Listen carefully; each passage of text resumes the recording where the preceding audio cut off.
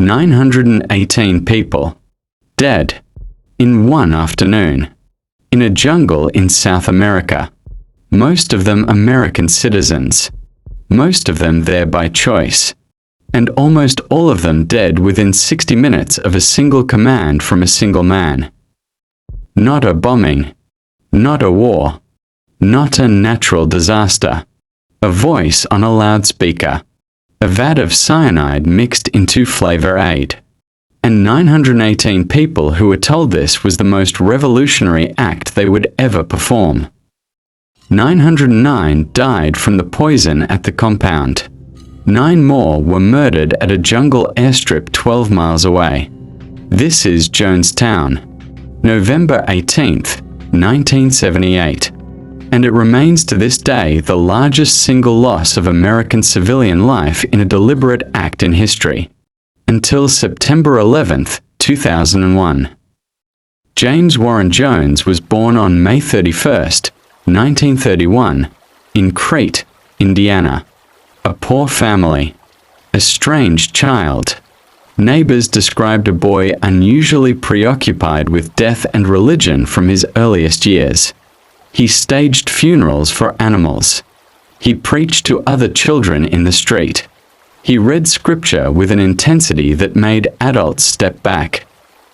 In 1955, at the age of 24, Jones founded People's Temple in Indianapolis, racially integrated at a time when that was not just unusual, it was dangerous. He fed the poor.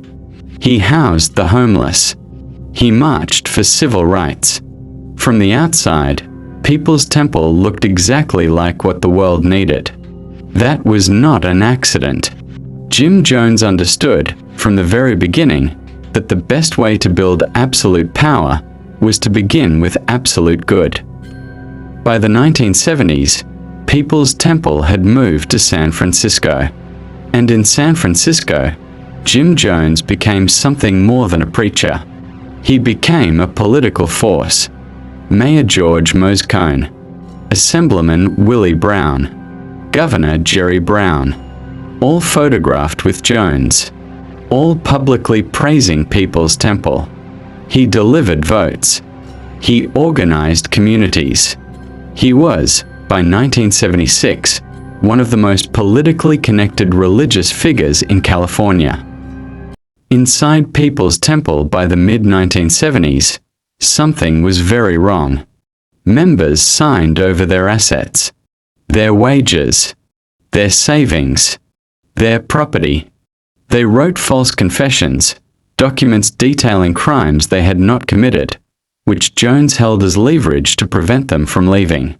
Public humiliations, beatings administered in front of the congregation, and something Jones called White Nights. White Nights were rehearsals. Jones would gather the entire congregation. He would announce that enemies were closing in, that the end was near, that the only dignified response was death. Members would be given cups of liquid and told it was poison, and they would drink. And then Jones would tell them it had been a test, that they had passed, that they had proven their loyalty. Survivor Laura Johnston Cole later described how these drills, repeated over years, made the idea of dying for Jim Jones feel completely normal, expected, even honorable. In 1977, amid escalating abuse allegations and press investigations in California, Jones relocated the core of People's Temple to Guyana, to a settlement carved from the jungle in the northwest of the country, 12 miles from the nearest town, 150 miles from the nearest city, surrounded by forest, surrounded by guards, and named after the man who now controlled every aspect of life inside it. Jonestown, Guyana, 1977 and 1978. Over 900 people, the majority of them Black Americans, many of them elderly, many of them families with young children, living in wooden structures in the Guyanese jungle. They worked long hours in the fields. Food was restricted and monitored. Mail coming in and going out was read and controlled. The perimeter was guarded. And the loudspeaker system Jones had installed throughout the compound broadcast his voice around the clock. Jones told his followers that America was trying to destroy them, that the CIA was monitoring them, that if they were captured, they would be tortured, that death together was preferable to suffering apart. He said these things every day, over the loudspeakers, in the meetings, in the letters he read aloud to the congregation, day after day, month after month, in the heat and the isolation of the Guyanese jungle, until the walls of reality inside Jonestown had been rebuilt entirely from Jim Jones's voice. And here is the critical thing to understand about Jonestown before November 18, 1978. The people who lived there were not fools. They were not weak. They were not the kind of people the word cult is usually applied to dismiss. They were teachers and nurses and farmers and veterans and parents. They had gone to Jonestown because they believed in something. Because a man had spent 20 years building a world that felt true, felt just, felt like the only place in America that actually meant what it said. And by the time the truth of what Jonestown was became undeniable, most of them had nowhere else to go. By 1978, the families of Jonestown residents in the United States had been raising alarms for months. Former members who had escaped the compound were speaking publicly about beatings, financial exploitation, and people being held against their will. A group called the Concerned Relatives had formally petitioned the U.S. government, and Congressman Leo Ryan of California's 11th District decided to go and see for himself. On November 14, 1978, Ryan flew to Guyana with a delegation that included journalists from NBC News and the San Francisco Examiner, a State Department consular official, and members of the Concerned Relatives group. They arrived at Jonestown on November 17 at approximately 3 p.m. local time. Jones initially refused to allow them access.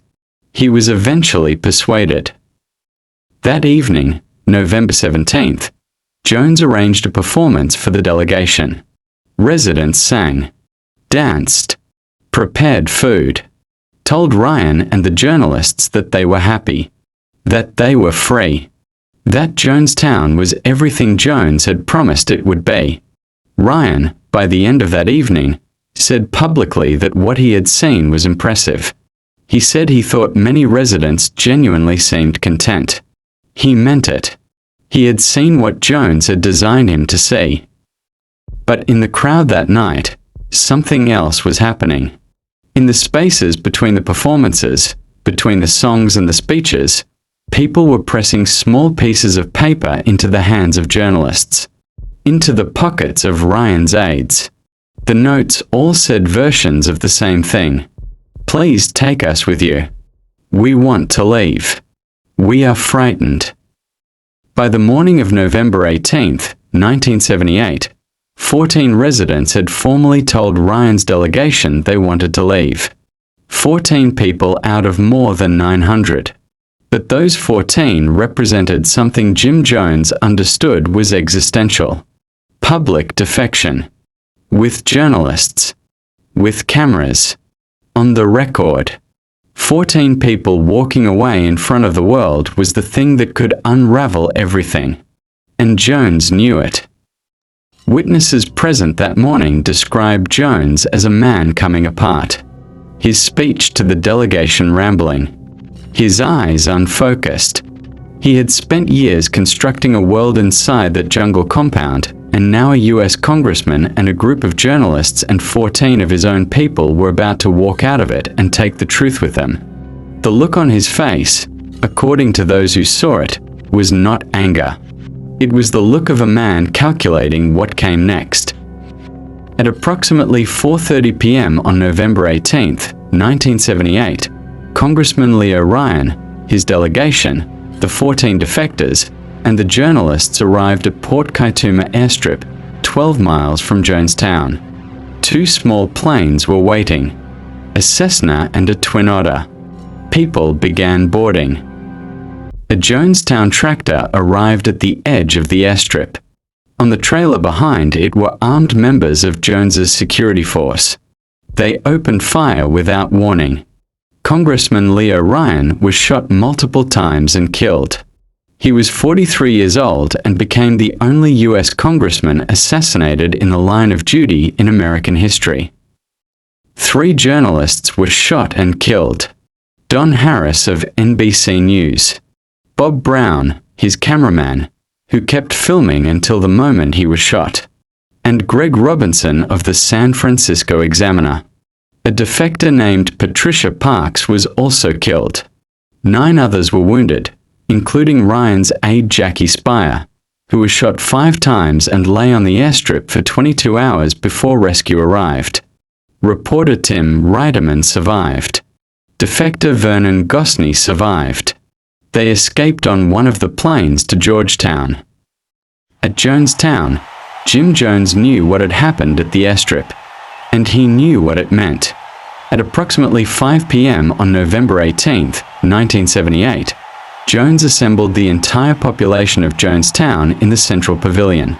He activated the loudspeaker system, and he began what would become known as the death tape, a 45-minute recording made on a reel-to-reel recorder at Jonestown that captured everything that followed. Jones told his congregation that the time had come for revolutionary suicide, that enemies were on their way, that they had no choice. Vats of cyanide-laced Flavor Aid, not Kool-Aid, the brand was Flavor Aid, had already been prepared. Syringes had been loaded for those who could not or would not drink. The poison was administered to the children first. On the death tape, you can hear Jones speaking throughout. You can hear crying. You can hear dissent. A woman named Christine Miller stands up and argues with Jones directly on the recording. She says there are other options. She says they should go to the Soviet Union. She fights for the lives of the people around her with every word she speaks. Jones dismisses her calmly. The crowd, conditioned through years of white night drills, sides with Jones. Miller is the only person on that tape who argues back. The tape records what happens after that. Cyanide kills within minutes of ingestion at sufficient doses. The medical examiners who later processed the site confirmed that most of the 909 people who died at Jonestown on November 18, 1978, died within approximately 60 minutes of the poison being administered. In 1 hour. In a jungle compound 12 miles from the nearest town. 909 people died. Among the dead were 304 children. 304. Some of the children had cyanide syringed directly into their mouths by nurses following Jones's instructions. Others were given the liquid by their parents. Parents who had been told for years, who had been shown repeatedly during white night drills, that this was the right thing to do. The honorable thing. The revolutionary thing. The tape records Jones saying, repeatedly, "Die with dignity. Die with dignity." Jim Jones was found dead in the Central Pavilion with a single gunshot wound to the head. The angle and location of the wound was consistent with either self-infliction or being shot by someone standing behind him. No definitive conclusion was ever reached. The man who had commanded 918 people to die was the only person at Jonestown whose cause of death remained in any way ambiguous. Hyacinth Thrash was 76 years old on November 18, 1978. She had been a devoted member of People's Temple for decades. She was at Jonestown when Jones activated the loudspeakers and called everyone to the pavilion. Hyacinth Thrash did not go. She was tired. She lay down in her cabin. She fell asleep. And when she woke up the following morning and walked outside, she found Jonestown silent. She is the only known adult survivor from inside the Jonestown compound itself.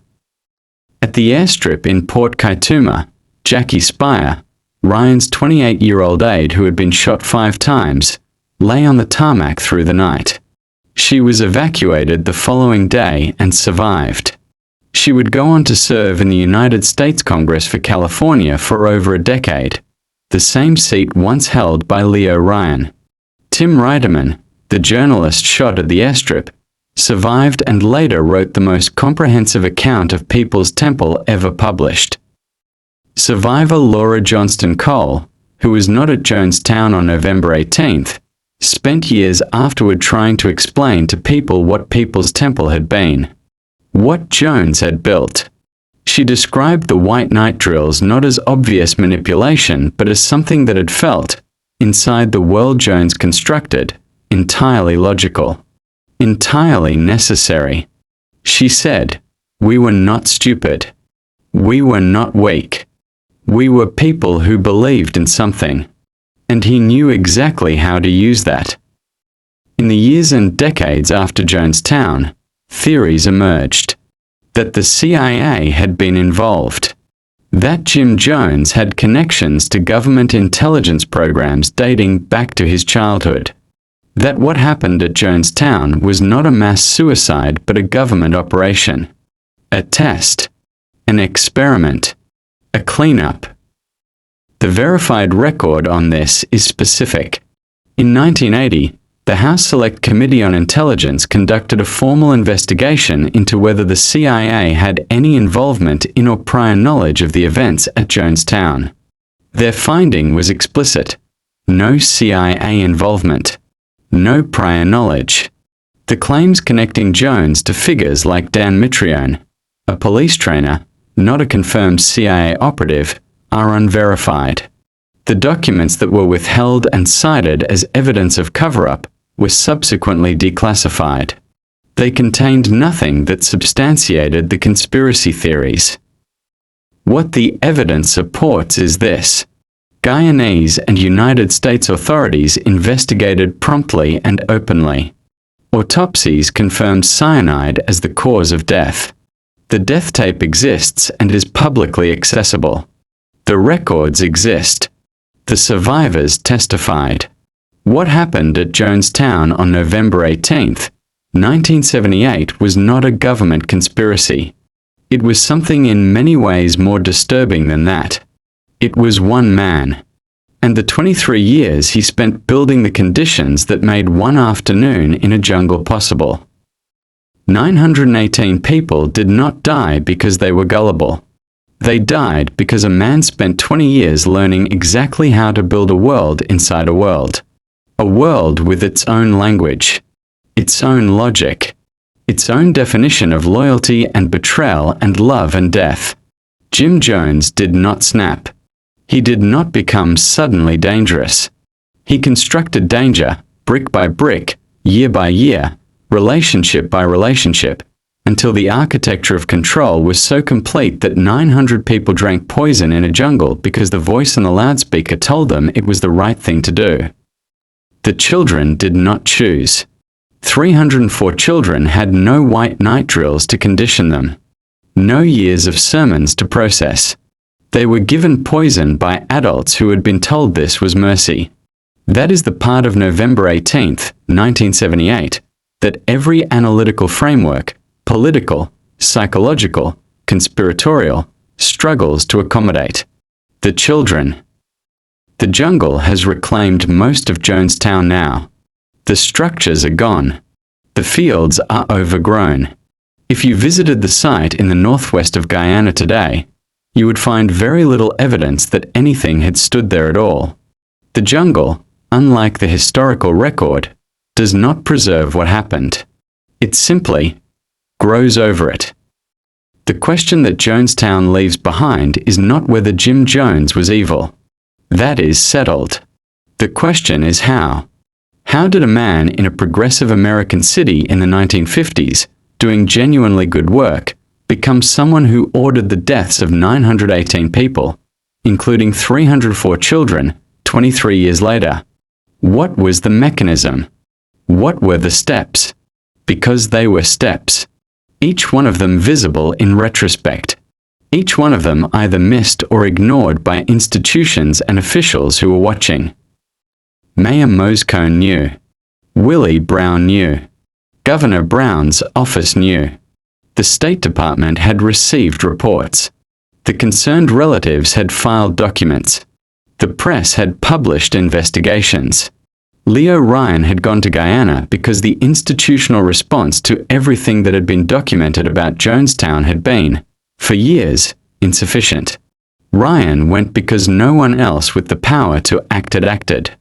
And he was killed for going. 918 people. November 18th, 1978. Port Kaituma Airstrip, Georgetown, and Jonestown, Guyana. Their names are on record. Their testimonies, where they survived, are documented. The death tape exists. The bodies were real. The children were real. And the man who put the poison in the vat and called it revolutionary and turned on the loudspeaker and said die with dignity had been building toward that afternoon for 23 years. In plain sight. In American cities. Endorsed by American politicians. Monitored by American agencies. And stopped by no one. Hyacinth Thrash woke up on the morning of November 19th, 1978, walked out of her cabin, and found 909 of her neighbors dead. She was 76 years old. She had been a member of People's Temple for decades. She had believed in what Jim Jones said he was building. She walked through Jonestown alone that morning. She found no one alive. She lived until 2015. She was 103 years old when she died. She spent the decades after Jonestown trying to explain what she had survived. She said she had believed in Jim Jones. She said she had thought People's Temple was something true and good and worth her life. She said she still did not fully understand how it had become what it became. And she had been there. For all of it. 918 people. One afternoon. One voice on a loudspeaker. And a jungle that has grown over everything since. The records exist. The tape exists. The names exist. But the understanding of how it was possible, how it was allowed to become possible, is still the question that November 18th, 1978 leaves open. And it will keep leaving it open. For as long as the answer is something we find too uncomfortable to honestly pursue.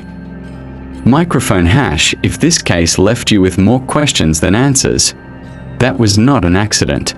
Jonestown is not a story that closes. It is a case study in how power is built slowly, how institutions fail consistently, and how the most dangerous people in history rarely look dangerous until it is too late. NightTrace covers the cases where the record exists and the conclusions were never drawn. Subscribe. Not for the content. Because someone has to keep reading the files that everyone else decided to close. The next case is already waiting. The files are already open. The only question is whether you'll be paying attention when we find it.